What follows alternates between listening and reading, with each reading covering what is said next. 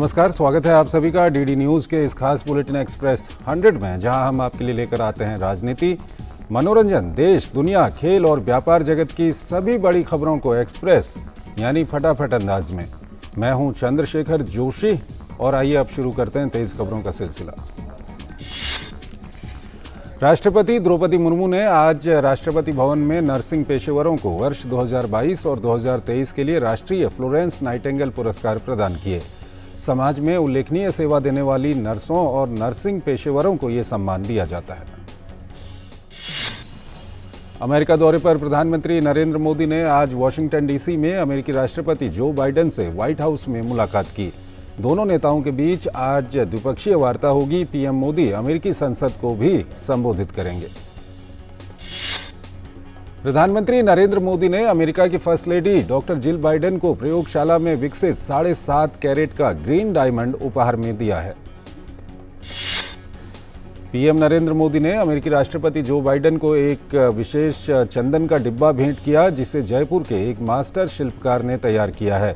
इस पर मैसूर के चंदन में जटिल रूप से नक्काशीदार वनस्पतियों और जीवों के पैटर्न हैं।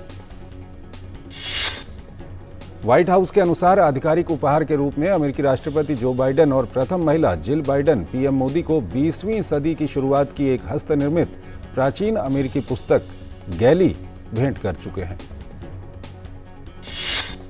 राष्ट्रपति बाइडेन पीएम मोदी को एक विंटेज अमेरिकी कैमरा भी उपहार में देंगे, जिसके साथ जॉर्ज ईस्टमैन के पहले कोडेक कैमरे के पेटेंट का एक अभिलेखनीय प्रतिकृति प्रिंट और अमेरिकी वन्यजीव फोटोग्राफी की एक हार्ड कवर पुस्तक भी होगी।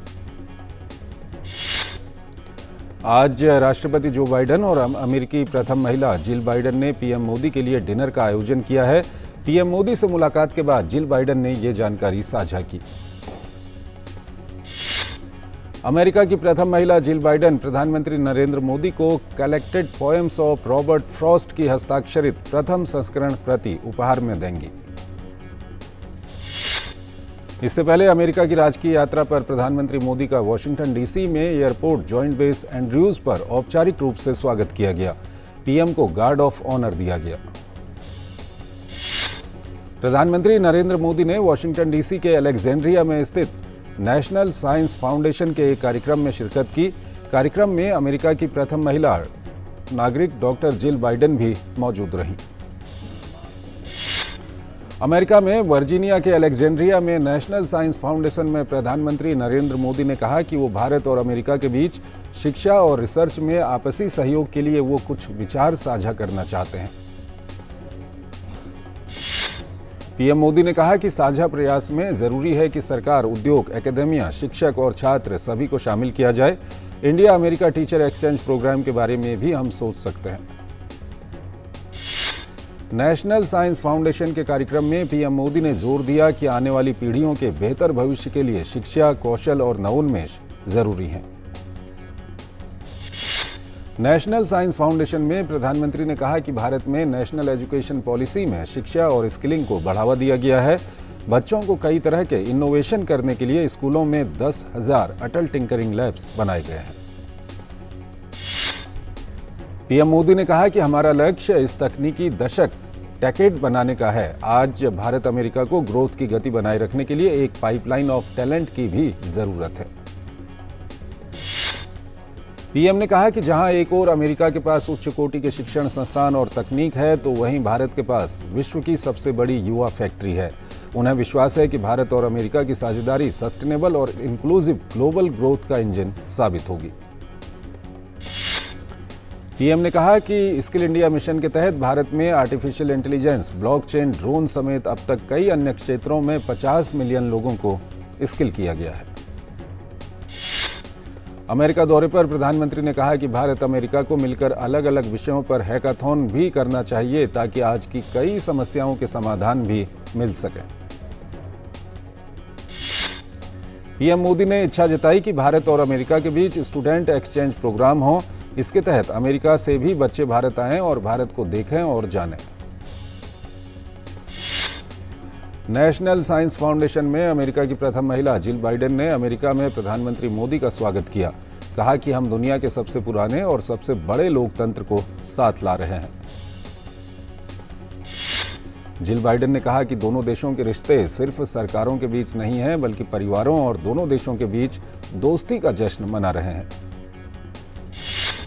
अमेरिका की प्रथम महिला जिल बाइडेन ने अमेरिका भारत साझेदारी को गहरा और विस्तृत बताया और कहा कि दोनों देश वैश्विक चुनौतियों से संयुक्त रूप से निपटते हैं।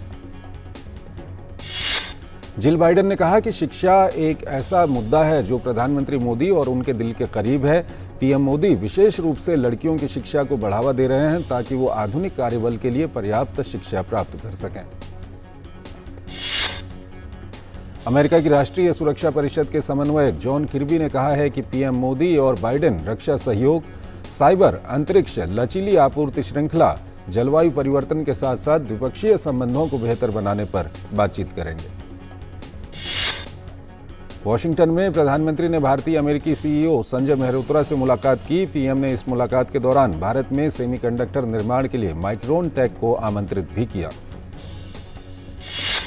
कल्प जनरल इलेक्ट्रिक के सीईओ एच लॉरेंस कल्प ने भी प्रधानमंत्री से मुलाकात की। भारत के उड्डयन और नवीकरणीय ऊर्जा के क्षेत्र में महत्वपूर्ण भूमिका निभाने के लिए जनरल इलेक्ट्रिक को प्रधानमंत्री ने आमंत्रित किया। सेमीकंडक्टर निर्माता कंपनी एप्लाइड मटेरियल के सीईओ गैरी ई डिकरसन ने भी प्रधानमंत्री से मुलाकात कर निवेश निर्माण पर चर्चा की। प्रधानमंत्री मोदी ने भारत में सेमीकंडक्टर निर्माण का एक बेहतर इकोसिस्टम बनाने में सहयोग करने की दिशा में चर्चा की।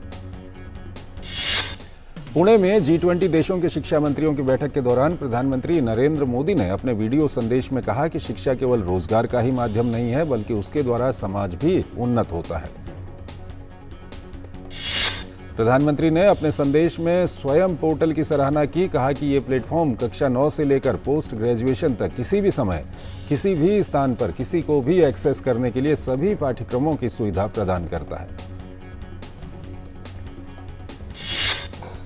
पुणे में G20 देशों के शिक्षा मंत्रियों की बैठक में शिक्षा मंत्री धर्मेंद्र प्रधान ने कहा कि देश की मौजूदा शिक्षा नीति में शिक्षा के साथ साथ नवाचार को भी बढ़ावा दिया जा रहा है। G20 देशों के श्रम संबंधी समूह की श्रम 20 की शिखर बैठक आज से पटना में शुरू हो गई है। सम्मेलन का शुभारंभ बिहार के राज्यपाल राजेंद्र विश्वनाथ आर्लेकर ने किया। बैठक में भारत सहित 28 देशों के 173 प्रतिनिधि भाग ले रहे हैं। दिल्ली, एनसीआर, कानपुर, लखनऊ, कोलकाता सहित कई प्रदेशों में आयकर विभाग की छापेमारी हुई है। टैक्स चोरी के मामले में ज्यादातर छापेमारी सर्राफा कारोबारियों के यहां हो रही है। उपराष्ट्रपति जगदीप धनखड़ का जम्मू विश्वविद्यालय के विशेष दीक्षांत समारोह में मेधावी छात्रों को डिग्रियां वितरित उन्होंने की है। उपराष्ट्रपति माता वैष्णो देवी के मंदिर भी जाएंगे। गृह मंत्री अमित शाह ने मणिपुर की स्थिति पर चर्चा करने के लिए एक सर्वदलीय बैठक बुलाई है। हिंसा से प्रभावित मणिपुर की स्थिति पर चर्चा करने के लिए 24 जून को दोपहर 3 बजे दिल्ली में बैठक होगी। जम्मू कश्मीर के अनंतनाग में पुलिस ने बिजबेहरा इलाके में लश्कर के 2 आतंकवादियों को गिरफ्तार किया है। इनके पास से हथियार, गोला बारूद और नकद रकम भी मिली है। पंजाब के अबोहर सीमा के पास बीएसएफ ने एक पाकिस्तानी ड्रोन समेत एक संदिग्ध बैग बरामद किया है, जिसमें 2 किलोग्राम संदिग्ध नशीले पदार्थ बताए जा रहे हैं। हैदराबाद के तप्पा चबूतरा में 2 ट्रांसजेंडर की हत्या कर दी गई। मृतकों का नाम रियाज और यूसुफ बताया जा रहा है। हमलावरों ने पत्थरों और चाकुओं से हमला किया। पुलिस ने कई संदिग्धों को हिरासत में ले लिया है। असम में बाढ़ से प्रभावित जिलों की संख्या बढ़कर 20 हो गई है, जिसमें बजली, बक्सा, बारपेटा, चिरांग, दरांग, विश्वनाथ, कचार, धुबरी समेत कई जिले शामिल हैं। 780 गांव बाढ़ से जूझ रहे हैं। गुजरात के मुख्यमंत्री भूपेंद्र पटेल के नेतृत्व में सूरत में 9वें अंतर्राष्ट्रीय योग दिवस समारोह ने 1.5 लाख लोगों ने एक साथ योगा अभ्यास करके एक नया Guinness book of world record बनाया है। रेल मंत्री अश्विनी वैष्णव ने हावड़ा में मेट्रो कार्य का जायजा लिया। हुगली नदी के नीचे बन रही सुरंग का भी दौरा किया। कहा कि हुगली के नीचे सुरंग बनाने का ये प्रोजेक्ट बेहद जटिल था। सुरंग में कई प्रकार के सुरक्षा के इंतजाम किए गए हैं। पश्चिम बंगाल के मालदा जिले में आकाशीय बिजली गिरने से 7 लोगों की मौत हो गई। ऐसी ही एक अन्य घटना में करीब 12 छात्र बीमार पड़ गए। माणिकचक में बिजली गिरने से कुछ मवेशियों की भी मौत हुई है। मौसम विभाग के अनुसार अगले 48 घंटे में दक्षिणी प्रायद्वीप के कुछ हिस्सों में मानसून पहुंचने की संभावना है। मानसून ओडिशा, झारखंड, बिहार के कुछ हिस्सों में आगे बढ़ रहा है। मौसम विभाग के अनुसार अगले 5 दिन में मध्य प्रदेश और पूर्वी भारत में अधिकतम तापमान में गिरावट आएगी। अधिकतम तापमान 3 से 5 डिग्री तक नीचे गिर सकता है। दिल्ली एनसीआर समेत आसपास के इलाकों में आज सुबह बारिश के कारण उमस भरी गर्मी से थोड़ी राहत मिली है। दिल्ली का न्यूनतम तापमान आज 28 डिग्री सेल्सियस और अधिकतम 38 डिग्री सेल्सियस रहने का अनुमान है। कमजोर ग्लोबल संकेतों के बीच घरेलू शेयर बाजार में आज कमजोरी नजर आ रही है। हालांकि आज के कारोबार की शुरुआत में सेंसेक्स ने 63,602 का नया हाई बनाया, लेकिन बाद में कुछ कमजोरी आ गई। फिलहाल सेंसेक्स में 77 अंकों की कमजोरी नजर आ रही है और ये 63,445.84 के लेवल पर ट्रेंड कर रहा है, जबकि निफ्टी 9 अंक टूटकर 18,847.70 के लेवल पर है। अभी सेंसेक्स और निफ्टी दोनों इंडेक्स लाल निशान में ट्रेड कर रहे हैं। आज के कारोबार में निफ्टी पर एफएमसीजी, आईटी, फार्मा इंडेक्स में कमजोरी नजर आ रही है। वहीं bank, financial, auto, metal, realty index हरे निशान में ट्रेड कर रहे हैं। आज के टॉप गेनर्स में Tata steel, M&M, HDFC bank, ICICI bank शामिल हैं, जबकि टॉप लूजर्स में power grid, Hindustan Lever, Kotak bank शामिल हैं। आज के शुरुआती कारोबार में अमेरिकी डॉलर के मुकाबले रुपया 9 पैसे बढ़कर 81.92 पर पहुंच गया है। अंतर्राष्ट्रीय बाजार में कच्चे तेल की कीमतों में उतार चढ़ाव जारी है। ब्रेंट क्रूड का भाव $77 प्रति बैरल और WTI क्रूड $73 प्रति बैरल के करीब है। एक छोटा सा ब्रेक। योग का सामान्य अर्थ है जुड़ना, एक होना। योग भारतीय ऋषियों द्वारा बताएगी एक संपूर्ण कंप्लीट होलिस्टिक पद्धति है। श्री श्री परमहंस योगानंद जी यहीं पर 1917 से लेकर 1920 तक अमेरिका जाने से पहले वो भक्तजनों और जो छात्रों थे उन्हें योगा की शिक्षा दिया करते थे। मेंटल हेल्थ प्रैक्टिशनर होते होते मैंने सीखा है कि मेडिटेशन और योगा हमें कितनी ज़्यादा पीस देता है, कितनी ज़्यादा शांति देता है। मैं इस क्रिया योग के पाठ से पिछले 7 या 8 वर्षों से जुड़ी हुई हूँ।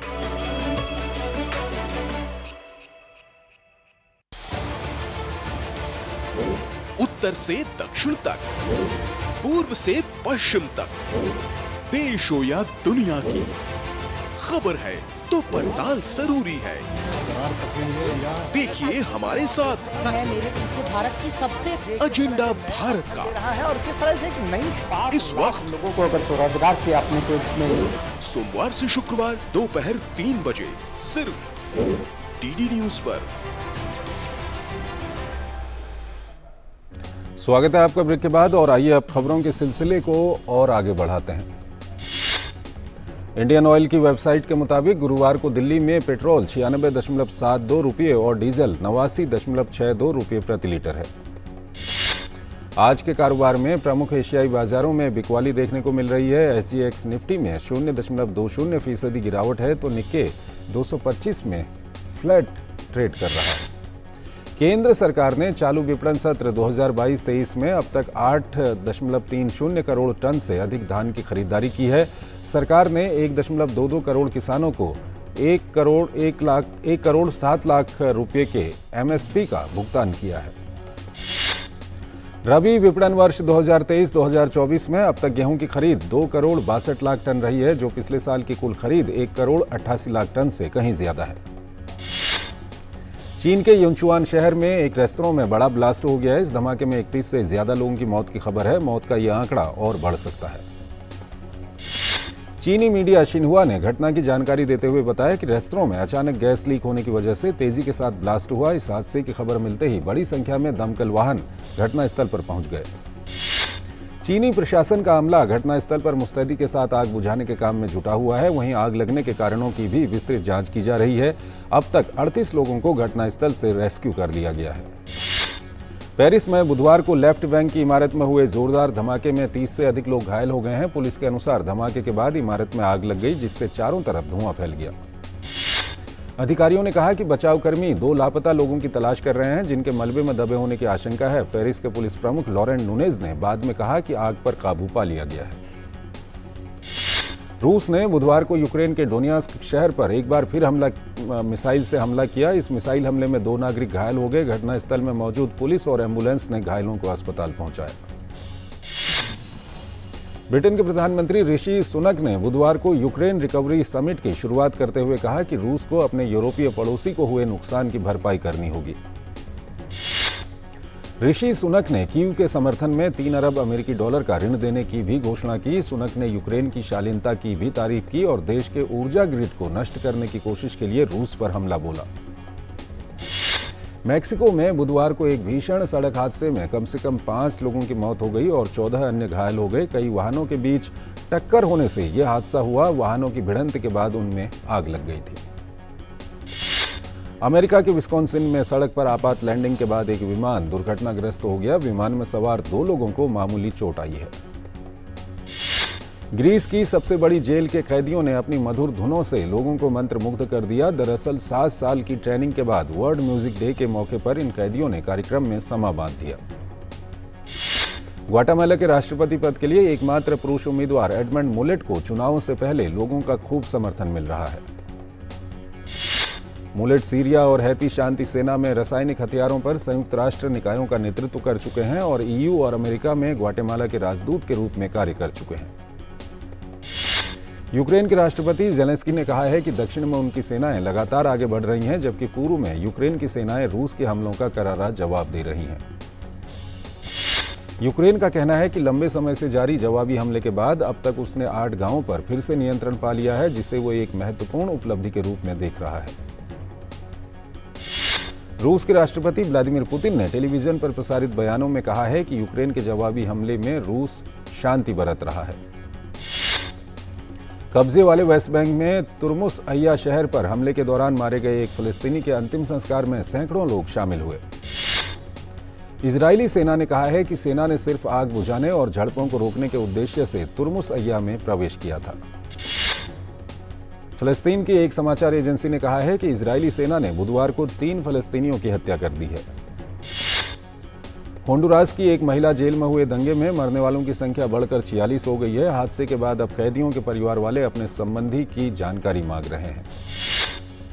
वेटिकन ने कहा है कि पोप फ्रांसिस ने ब्राजील के राष्ट्रपति लुइस इनासियो लुला डा सिल्वा से मुलाकात की और शांति और पर्यावरण सहित कई अन्य मुद्दों पर चर्चा की। टाइटैनिक के मलबे के पास लापता पनडुब्बी को तलाशने के लिए लगातार अभियान चलाए जा रहे हैं। अमेरिका, कनाडा और फ्रांस की टीमों ने विमानों और जहाजों के जरिए समुद्र में एक बड़े हिस्से में अभियान चलाया। सैफ चैंपियनशिप में भारतीय फुटबॉल टीम ने जीत के साथ शुरुआत की है। टीम इंडिया ने बेंगलुरु के श्रीकांतिरावा स्टेडियम में चिरप्रतिद्वंद्वी पाकिस्तान को 4-0 से परास्त कर दिया। भारत के लिए इस मैच के हीरो कप्तान सुनील छेत्री रहे। उन्होंने शानदार प्रदर्शन करते हुए हैट्रिक लगाई। उनके अलावा उदांता सिंह ने एक गोल किया। इस हैट्रिक के साथ ही सुनील छेत्री एशिया के दूसरे सर्वश्रेष्ठ गोल स्कोरर बन गए हैं। भारत अपना अगला मैच शनिवार को नेपाल के साथ खेलेगा। बर्लिन में चल रहे स्पेशल ओलंपिक में भारत के माधव ने 25 मीटर ब्रेस्ट स्ट्रोक में स्वर्ण पदक जीतने में सफलता पाई। वहीं पावर लिफ्टिंग में तुषारनाथ सिंह ने 2 रजत और 3 कांस्य पदक अपने नाम किए। 25 मीटर ब्रेस्ट स्ट्रोक में एक अन्य भारतीय सी किरीत भाई ने कांस्य पदक हासिल किया। इससे पहले रोलर स्केटिंग में भारत को 2 स्वर्ण, 1 रजत और 1 कांस्य पदक प्राप्त हुआ। एथलेटिक्स में भी भारतीय खिलाड़ियों का शानदार प्रदर्शन देखने को मिला है। भारत ने बुधवार को 2 रजत और 1 कांस्य पदक हासिल किया। एशेज टेस्ट सीरीज के पहले मैच में शतक लगाने वाले उस्मान ख्वाजा और जो रूट को आईसीसी रैंकिंग में बड़ा फायदा हुआ है। रूट ने लाबुशेन को हटाकर फिर से शीर्ष स्थान हासिल कर लिया है। लाबुशेन को 6 महीने बाद आईसीसी टेस्ट रैंकिंग में शीर्ष स्थान गंवाना पड़ा है। मैनचेस्टर सिटी के कप्तान इल्के गुंडोगन इस महीने के अंत में अनुबंध समाप्त होने पर मुफ्त स्थानांतरण पर बार्सिलोना में शामिल होंगे। आर्सेनल ने जर्मनी के अंतर्राष्ट्रीय फॉरवर्ड काई हैवर्ट्ज के लिए चेल्सी के साथ लगभग 65 मिलियन पाउंड के सौदे पर सहमति व्यक्त की है। पूर्व फुटबॉल खिलाड़ी और कमेंटेटर गैरी नेविल ने प्रीमियर लीग से सऊदी अरब में खिलाड़ियों के स्थानांतरण को रोकने का आह्वान किया है। एलेक्स मॉर्गन और मेगन रापिनो को महिला विश्व कप के लिए संयुक्त राज्य अमेरिका की टीम में नामित किया गया है। ऑस्ट्रेलिया और न्यूजीलैंड में विश्व कप 20 जुलाई से शुरू होगा और संयुक्त राज्य अमेरिका 22 जुलाई को अपने पहले मुकाबले में वियतनाम से भिड़ेगा। चेल्सी के साथ 30 मिलियन पाउंड तक के समझौते पर सहमति के बाद माटेओ कोवासिक मैनचेस्टर सिटी में शामिल होने के करीब हैं। घाना के रिकॉर्ड गोल स्कोरर असामोआ ग्यान ने फुटबॉल से संन्यास की घोषणा की है। अपने देश के लिए खेलते हुए उन्होंने 109 मैचों में 51 गोल किए। विद्या बालन ने अपने इंस्टाग्राम पर अपनी आगामी फिल्म नीयत का धमाकेदार टीजर जारी किया है। फिल्म नीयत में विद्या बालन जासूस की भूमिका में है। शुरुआत में शानदार कमाई करने वाली फिल्म आदि पुरुष के कलेक्शन में अब गिरावट देखने को मिल रही है। फिल्म ने मंगलवार को महज 10 करोड़ 80 लाख रुपए का कलेक्शन किया। बॉलीवुड अभिनेत्री पूजा हेगड़े ने अमिताभ बच्चन के साथ सोशल मीडिया पर तस्वीर शेयर की है। पूजा हेगड़े अमिताभ बच्चन के साथ फल पेय ब्रांड माजा की ब्रांड एम्बेसडर हैं। बॉलीवुड अभिनेता कपिल शर्मा फिल्म क्रू में तब्बू और करीना कपूर के साथ काम करते नजर आएंगे। इस फिल्म में कपिल शर्मा स्पेशल भूमिका में नजर आएंगे। जानी मानी अभिनेत्री रश्मिका मंदाना ने अपनी आने वाली फिल्म एनिमल की शूटिंग पूरी कर ली है। रश्मिका मंदाना ने फिल्म एनिमल में रणबीर कपूर के अपोजिट वो नजर आएंगी। कंगना रनौत ने कहा, बतौर निर्माता मैं बहुत ही संतुष्ट हूं। मुझे लगता है कि ये मेरे करियर का सबसे बेस्ट फेज है क्योंकि मुझे इतनी ज्यादा आज़ादी मिल रही है, खासतौर पर क्रिएटिव फील्ड में। साउथ सुपरस्टार धनुष एक बार फिर से हिंदी सिनेमा में वापस आ रहे हैं। दरअसल जल्द ही धनुष को अपनी सुपरहिट फिल्म रांझना के सीक्वल तेरे इश्क में देखा जाने वाला है। क्राइम थ्रिलर शो शैतान की कामयाबी पर माही वी राघव ने दर्शकों का शुक्रिया अदा किया है। क्राइम थ्रिलर शो शैतान डिज्नी प्लस हॉटस्टार पर स्ट्रीम हो रहा है। कार्तिक आर्यन और कियारा आडवाणी स्टारर फिल्म सत्य प्रेम की कथा इन दिनों काफी चर्चा में है। इस फिल्म का गाना सुन सजनी रिलीज हो गया है। तो इस बुलेटिन में फिलहाल इतना ही। आप बने रहिए डीडी न्यूज के साथ। नमस्कार।